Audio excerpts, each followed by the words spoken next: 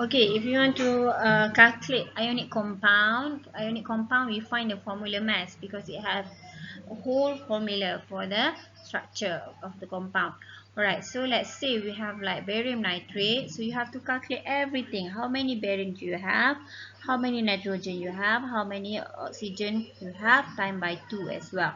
Alright, so we do it one by one and all have to be calculated by how many AMU of the element atom itself. Alright, so for example, 1 times by AMU of barium, you must check how much is the AMU of barium, plus with 2 here, 2 this one. Alright, so 2 times by 1 times by AMU of nitrogen, plus with 3 times by AMU of oxygen. So everything have to be included. So that will bring you to 132 AMU. Alright, so to calculate percent composition of the compounds, we used to determine the amount of the element in any size of the compound. So to calculate the percentage, you must use this formula, mole of X in the formula, times by molar mass of X in gram over mass of one compound, times by 100. Okay. So let's say you have this one, lactose. In mammal, lactose is metabolized to glucose. So it given you the formula of glucose. And then the key nutrient for generating chemical potential energy. What is the mass percent of each element in the glucose? First, it wants you to find the mass percent. And number 2, how many grams of carbon are in 60.55 gram of glucose. So let's see how to solve the problem.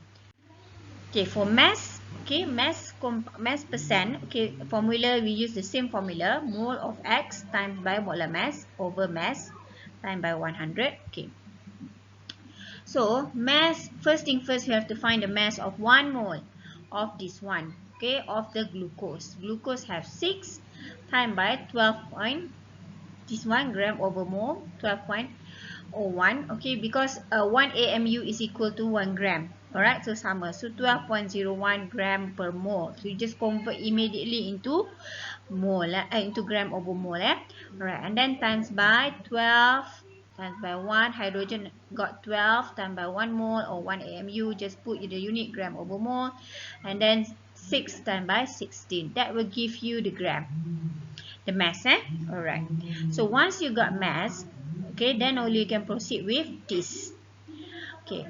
The mass formula of X. So this one you have to find one by one. Mass percent you have to find one by one. First find the mass percent of carbon, then find the mass percent of hydrogen, then find the mass percent of oxygen. We want to know how many carbon in that formula, how many percent of hydrogen in this formula, how many oxygen in this formula. So now we do it one by one. Mass percent of carbon, we got 6 carbon times by 12 AMU, alright, or 12 gram over mole. So you divide by formula mass of 1 mole glucose just now. This one, 108.6. That's resemble everything. Okay, times by 100. So that will give you 40% mass of carbon. Okay, then we calculate mass of hydrogen. Hydrogen got 12 hydrogen times by gram per mole hydrogen over formula gram, mass of formula gram, times by 100, so you got 6.714%. Last but not least, you calculate the same thing for oxygen. So you got 53.29% of oxygen. Okay, that's answering all because it asks you how many mass percent. Okay, question B asks you how many gram of carbon in 16.55 gram of glucose. Alright, so you know that mass of carbon is equal to mass of glucose times by mass fraction of the carbon. Alright, so now, so we got 16 point, mass of glucose is given 16.55 times by 0.4. How do I get 0.4? This is from 40% of carbon that we got just now. You convert into gram. Okay? Alright. So you got percentage. You convert into this one. 0.4. You over 1 gram of the glucose. Glucose and glucose will be cancelled out. This just time up. So you can get 6.62 gram of carbon. That is the mass of carbon that we have in 16.55 gram of glucose. Okay, get it? Right, so now look at mole. Okay, mole, everyone knows what is mole. Mole is actually amount of substance that's contain as many entitled entities such as atom, molecules, and ion. Okay, and there are atoms of 12 gram of carbon. Right, so let's say we have one bun added with one beef spaghetti and then added with 2 pickles, added with 1 tablespoon of sauce, you can get 1 hamburger. So in order to produce a hamburger, you need this kind of mold. Each one of them is needed. Okay, one by one is needed here. If without any mold of this, you can't get the cheeseburger. Same goes to here. If you have hundreds pound or 100 lips of buns and then you add with 250 of hamburger, then you get 10 pickles, you get sauce, and then that will give you 1000 hamburger. It is the same concept, just how many that you use it. Right, so let's say we back to the glucose just now. So glucose need how many mole of carbon, how many mole of oxygen, or how many mole of hydrogen. Okay, alright, so now 1 gram of carbon C12 is 1 mole. That contains 6.02 power of 23 carbon atom. This is fixed. Okay, you have to memorize this. If you have 1 mole of Na atom, means that you got 6.022 Na atoms. Okay, it's similarized to that. If you have 1 mole of molecule H2O, it contains 6. It's the same thing of H2O molecule. If you have 1 mole of car, so it contains the same things of a car. If you have 1 mole of C12, has around 20 gram of this one is containing 6.02 C12 as well.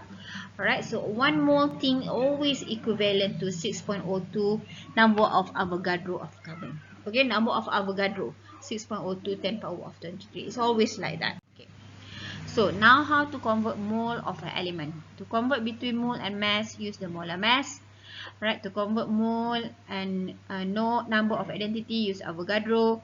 Then to find the number of molecule given by Besar, convert the mole first. Okay, so from mass of element, go to amount. Here to here. Mass into the mole, you times by molar mass. Okay, molar mass or RMM. Alright, okay, and then from mole to atoms.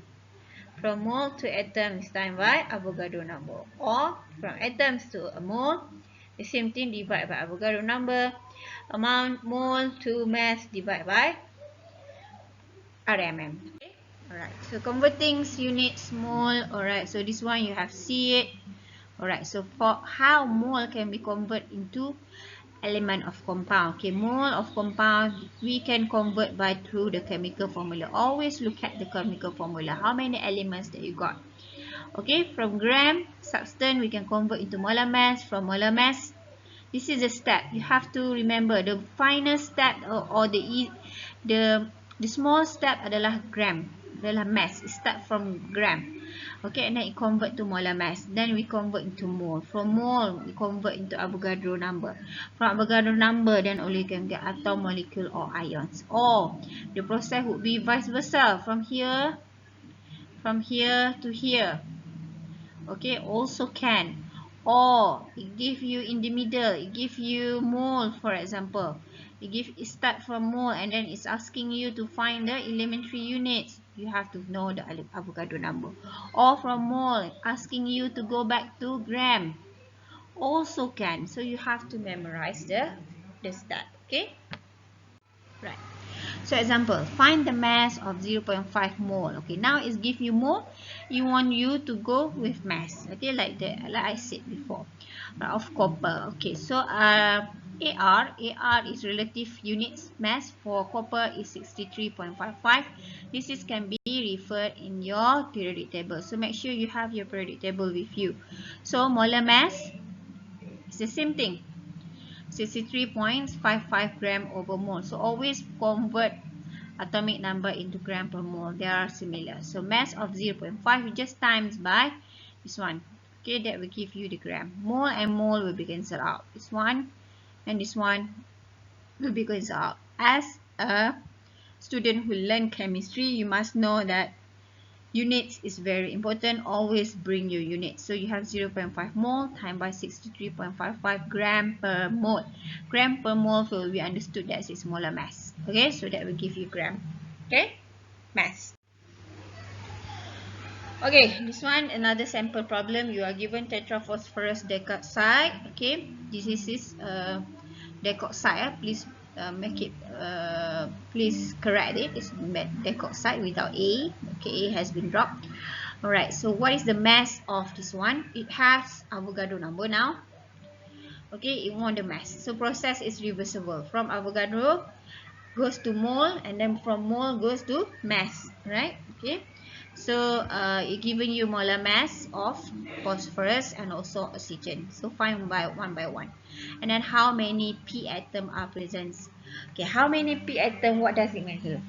What does it mean here? That is goes back to Avogadro. Okay. All right. So now we look at from that we want to find mole. We are given Avogadro, so convert into mole. So Avogadro times by 1 mole of phosphorus divide by 6. Okay, so Avogadro, in order to go back to mole, so we divide by 6.02 times power of 23. Molecule and molecule, they cancel out what you got in mole. After mole, then only you can find mass. Okay, so how to calculate mole? Calculate mass from mole. So 0.0072 mole times by this one. How you calculate this? Do you remember how to calculate this?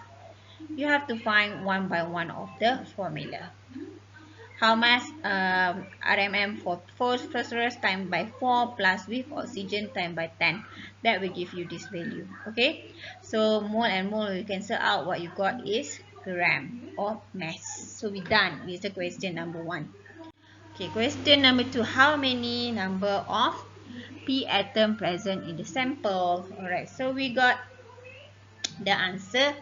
We are given this one Avogadro 4.65, 2 atom. 2 atom to single. Alright, so we will divide by molecule, we times by 4 atom. We got 4 atom of P in the formula. So just time by 4. That's simple. Okay, so that give you atoms number. Okay. Okay, so chemical formula, chemical symbol used to represent atom of the element in the that are present. Okay, so H2 composed of 2 hydrogen atom, NaCl composed of 1 Na and Cl1, Al2, 2 Al, and O3. Yeah. Alright. So we got many type of chemical formula. We go with molecular formula. We do have empirical formula, and also we do have structural formula. Okay, so molecular formula describe the exact composition of the molecule. Empirical, it gives the smallest number. We find the smallest number, that the ratio of atoms. And the structural formula describe the position of the atom. Is it structure in the front or at the back? Okay, we have to distinguish this. Alright, okay. Okay, so these are example of molecular formula, empirical, and also from structural formula. Okay, so for example, hydrogen peroxide molecular formula is like this. The simplest one we divide by 2. Everything is divided by the smallest number. Smallest number here is 2. So you got HO. That is the empirical formula. And then structural formula, we just write HOOH. Alright, just like that. Structure is how we draw it. Okay, structural formula is always referred to the drawing.